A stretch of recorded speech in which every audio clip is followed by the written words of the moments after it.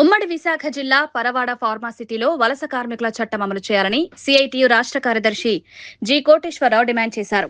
Pharma city, తాడి, Lankelapalem, SEZ ప్రాంతాల్లో వలస కార్మికులు నివసిస్తున్న షెడ్లను ఆయన పరిశీలించారు. కార్మికుల్ని అందులో పెట్టి కార్మికుల చేత పనులు చేస్తున్నటువంటి పరిస్థితి.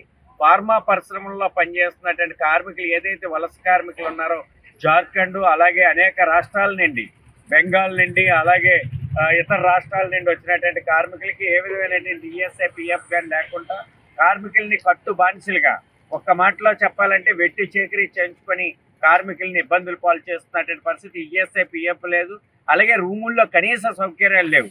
పశువుల కంటే హీనంగా రేకుల షెడ్లలో వాళ్ళని కుటుంబాలను నివాసం ఉండేటట్లుగా, పిల్లలకి చదువులు లేనటువంటి పరిస్థితి.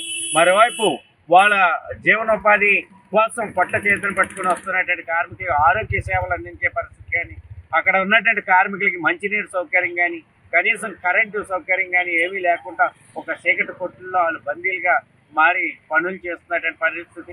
12 గంటలు 14 గంటలు కూడా పనులు చేస్తున్నారు. అందుకని దీని మీద జిల్లా అధికారి యంత్రాంగం, జిల్లా కలెక్టర్, అలాగే రెవెన్యూ, అలాగే కార్మిక శాఖ, మైగ్రేషన్ యాక్ట్ ఏదైతే ఉందో వలస కార్మికుల చట్టం ప్రకారంగా ప్రతి కార్మికుడిని, వలస కార్మికుల్ని తహసీల్దార్ కార్యాలయంలో రికార్డ్ చేయవలసి ఉంది. కానీ ఏ ఒక్క కార్మికుడికి కూడా ఇక్కడ లంకిలపాలెం సెంటర్లో ఉన్నటువంటి కానీ ఫార్మాసిటీ సెంటర్లో ఫార్మాసిటీలోనే సెంటర్లో ఉన్నటువంటి వాళ్ళకి కానీ, తాడిలో ఉన్నటువంటి వాళ్ళకి కానీ ఏ విధమైనటువంటి మైగ్రేషన్ కార్మికులుగా నమోదు చేస్తున్నటువంటి పరిస్థితులే.